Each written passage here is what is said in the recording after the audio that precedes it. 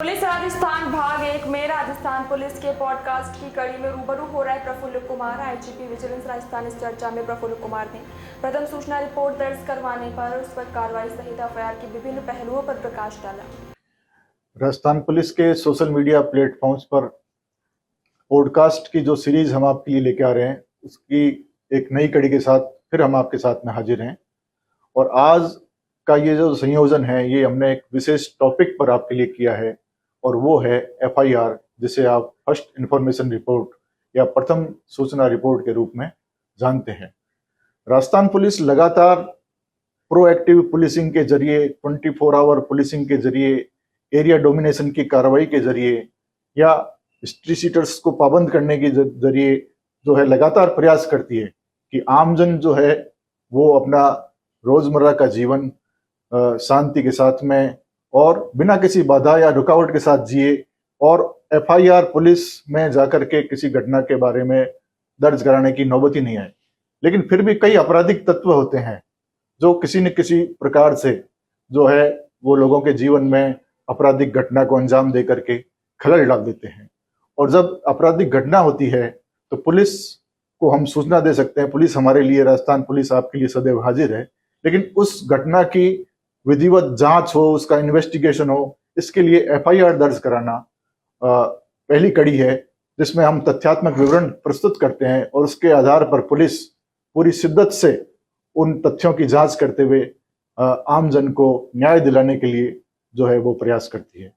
तो इस विशेष पॉडकास्ट में आज हमारे साथ में विशेषज्ञ के रूप में हाजिर उपस्थित हैं आईजीपी विजिलेंस पुलिस मुख्यालय में श्री प्रफुल्ल कुमार जी। सर जो है वो 2001 का भारतीय पुलिस सेवा के बैच के अधिकारी हैं, और आप विभिन्न जिलों में एसपी के रूप में कार्यरत रहने के अलावा बीकानेर और उदयपुर रेंज में भी पुलिस महानिरीक्षक के रूप में अपनी सेवाएं दे चुके हैं। इसके अलावा एंटी टेररिस्ट स्क्वाड एटीएस जो है, उसमें भी आप जो है आईजी के रूप में रहे हैं, और जोधपुर में पुलिस कमिश्नर के रूप में भी प्रफुल्ल सर ने अपनी सेवाएं दी हैं।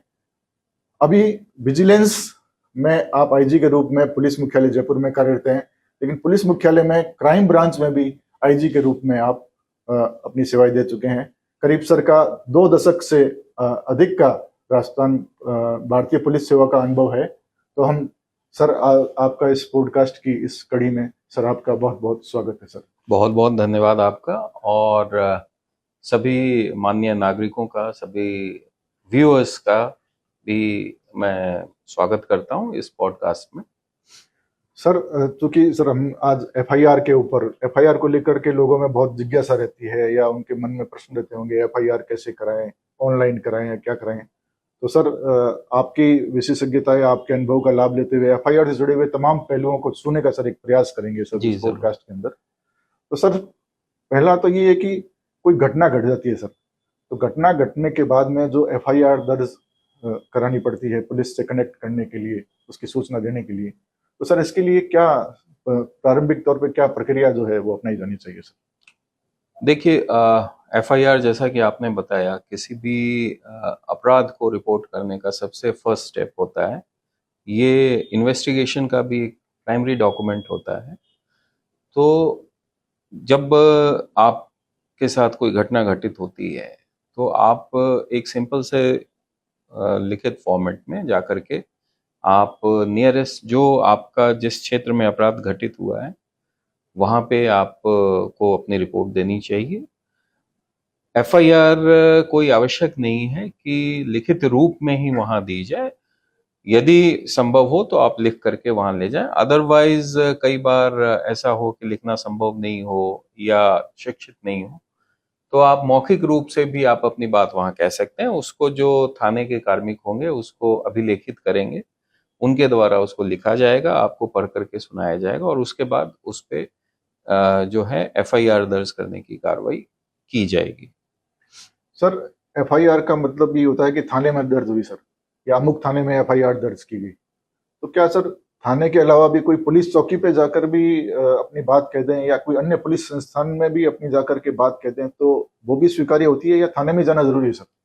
देखिए, जो नियमानुसार जो व्यवस्था है उसके लिए पुलिस स्टेशन प्राथमिक तौर पे अधिकृत है। जो आपका अधिकार क्षेत्र का पुलिस स्टेशन है वहां पे एफआईआर दर्ज की जाती है। कई बार नागरिकों को ऐसी शिकायत रहती है कि हमने सूचना दी, हमने रिपोर्ट दी पुलिस थाने में और उसकी एफआईआर नहीं दर्ज की गई। ऐसी स्थिति में लॉ में व्यवस्था है कि आप जो वहाँ के पुलिस अधीक्षक हैं या जो डीसीपी हैं, कमिश्नर ऑफ पुलिस हैं, उनको जाकर के आप अपनी लिखित शिकायत यदि देते हैं तो उनके आदेश से भी थाने में एफआईआर दर्ज की जाती है। इसके अलावा पुलिस व्यवस्था से परे जाकर के भी नागरिकों को एक और एफआईआर दर्ज करने की सुविधा दी गई है कि यदि तमाम प्रयास के बाद भी उसे ऐसा प्रतीत हो रहा है कि उसकी रिपोर्ट नहीं दर्ज हुई है और संज्ञेय अपराध है, तो ऐसी स्थिति में वो कोर्ट के माध्यम से भी अपने आवेदन को कोर्ट को लगा करके उसमें एफआईआर दर्ज करा सकता है। हाँ, एक उसमें क्वालिफाइंग चीज ये जरूर है कि कोर्ट पहले खुद को संतुष्ट करेगी कि आपके द्वारा थाने में या वरिष्ठ अधिकारियों के माध्यम से एफआईआर दर्ज करने के सार्थक एवं जेन्युइन प्रयास किए गए हैं, और किन्हीं कतिपय कारणों से यदि ऐसा नहीं हो पाया है, कोर्ट संतुष्ट होने पे कोर्ट के डायरेक्ट कर सकती है पुलिस स्टेशन को उसमें एफआईआर दर्ज करने। सर, कई बार कोई ऐसी घटना घट जाती है कि कोई पीड़ित है, वो स्वयं जा करके थाने पहुंच करके और अपनी एफआईआर दर्ज कराने में उसकी स्थिति नहीं होती है, तो क्या इस स्थिति में उसके परिवार का कोई सदस्य एक सूचनाकर्ता के रूप में जाकर के ही उसके बिहाफ पे भी करा सकता है सर एफआईआर? जी हाँ, कई बार ऐसी स्थितियां उत्पन्न होती हैं कि जो व्यक्ति है, जो पीड़ित है, विक्टिम है, वो पुलिस स्टेशन जाने की स्थिति में नहीं है, वो घायल हो सकता है, भयाक्रांत हो सकता है। ऐसी स्थितियों में उसके बिहाफ पे जो सूचना करता है, जो उनके कोई रिलेटिव हो सकते हैं, उनके नज़दीकी नियरेस्ट जो उसके कस्टोडियन हैं वो हो सकते हैं, तो उनके द्वारा इंफॉर्मेशन एफआईआर जो है वो थाने में दर्ज कराई जा सकती है। उसको बाद में हम जो विक्टिम है उसके बयान से हम उसको कोरैबोरेट करते हैं। सर, आपने बताया कि जैसे पुलिस थाने में जाकर के कोई अपनी लिखित में जो सूचना देता है, तो ये थाने में जो पुलिसकर्मी मौजूद है या जो उसके अधिकारी मौजूद हैं, वो उसको एफआईआर के रूप में उसको शेप देने में उसकी मदद करेंगे सर। तो एक सादे कागज पे लिखित में अगर अपनी सूचना देता है तो वही एफआईआर के रूप में स्वीकार की जा सकती है। जी हाँ, सादे कागज पे लिखित जो शिकायत है, जो सूचना है, वो पर्याप्त है एफआईआर दर्ज करने के लिए। उसी को आपके साथ जो घटनाक्रम हुआ है उस पूरे घटनाक्रम को आप विस्तृत रूप से और सिलसिलेवार रूप से लिख करके आप ले जाएं पुलिस स्टेशन में। साइंड होनी चाहिए, वो आवेदन आपके तरफ से साइंड होना चाहिए। और जैसा कि मैंने पहले भी बताया कि यदि कोई अशिक्षित व्यक्ति है या लिखना नहीं जानता, तो वो भी मौखिक रूप से भी जाकर के अपनी बात को वहां कह सकता है। उस स्थिति में उसकी मौखिक अभिकथन को लेखबद्ध किया जा करके उस पे उसका पढ़ करके सुना करके साइन करवाया जाएगा और उसके बाद उसको एफआईआर में तब्दील की जाएगी। सर, आप अभी ये भी जिक्र कर रहे थे संज्ञेय और असंज्ञेय अपराध, तो सर क्या दोनों की कैटेगरी किस प्रकार से सर भिन्न है, और इनमें क्या एफआईआर और रिपोर्ट का कुछ डिफरेंस रहता है सर? देखिए, एफआईआर का जो प्रोविजन है, कुछ ऑफेंस ऐसे हैं जो असंज्ञेय की कैटेगरी में रखे गए हैं और कुछ दूसरी तौर पे जिन पे आमतौर पे आप सुनते हो एफआईआर दर्ज हुई है, वो संज्ञेय अपराध होते हैं जिसपे पुलिस बिना न्यायालय के आदेश के सीधे ही एक्शन ले सकती है। असंज्ञेय अपराधों में प्रोसेस ये है कि उसमें आपको आवेदन कोर्ट में प्रस्तुत करना होता है। कुछ घटनाएं ऐसी होती हैं जिसमें पुलिस को रिस्ट्रिक्टेड है कि वो डायरेक्ट अपने लेवल पे एक्शन नहीं ले सकते, वो असंज्ञेय अपराध की श्रेणी में आते हैं। एफआईआर जो दर्ज होती है वो संज्ञेय अपराध के अंतर्गत दर्ज की जाती है। कई परिस्थितियों में ऐसा हो सकता है कि अपराध संज्ञेय है या नहीं ये निर्धारित नहीं हो पा रहा है जो आपको आवेदन दिया गया है उससे, तो उस स्थिति में यदि 7 वर्ष से कम 3 वर्ष से 7 वर्ष की अवधि का पनिशेबल यदि कोई ऑफेंस है जिसकी सूचना दी गई है, जो घटना रिपोर्ट की गई है, यदि उसकी सजा जो है 3 वर्ष से 7 वर्ष की अवधि के बीच में आती है, तो उस स्थिति में प्राथमिक जांच भी की जा सकती है। नेक्स्ट जो हायर ऑफिसर हैं, डीवाईएसपी या सीओ जिनको हम कहते हैं राजस्थान में, वृत्ताधिकारी, उनके आदेश से उसमें प्राथमिक जांच भी की जा सकती है कि ये अपराध संज्ञेय है या नहीं।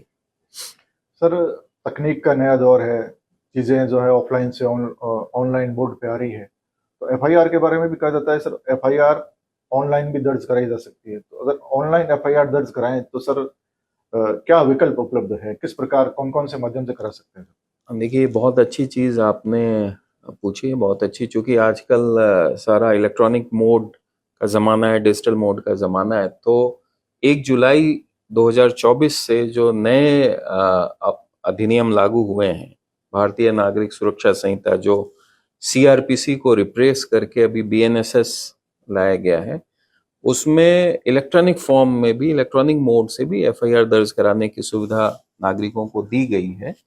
उसमें आप अपनी जो आपकी कंप्लेंट है उसको इलेक्ट्रॉनिक फॉर्म से आप थाने के जो अधिकृत ईमेल है उस पर आप भेज सकते हैं।